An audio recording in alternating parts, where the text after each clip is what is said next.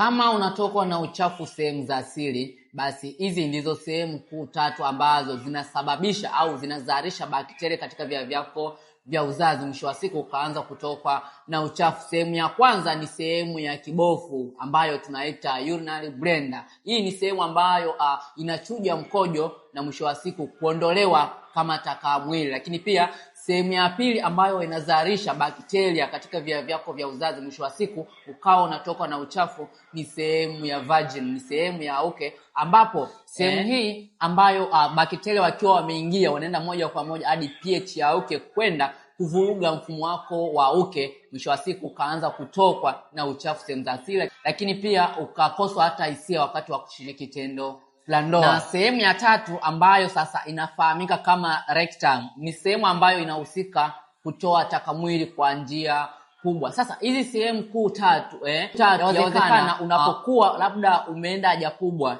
umejisaidia, bakteria hawa wanaweza kutokana kile kinyesi ambacho umejisaidia vizuri. Ifahamike kuwa uchafu au kando la uchafu ambalo limesalia kwenye chupi huwa inakadiriwa kama 0.1 grams, lakini bakteria wake ni zaidi ya milioni 1. Kwa hiyo bakteria unaweza kuwapata unapotoa haja kubwa na ile jasho ambayo inazalishwa unapokuwa unavaa nguo ya ndani kwa muda mrefu. Kwa hiyo bakteria hawa wanaweza kukupelekea kuharibu pH yako ya uke na mwisho wa siku ukao unapata PID ya kujirudia mara kwa mara. Ikikupendeza unaweza ukafollow account hii kwa mafunzo yanayofuata.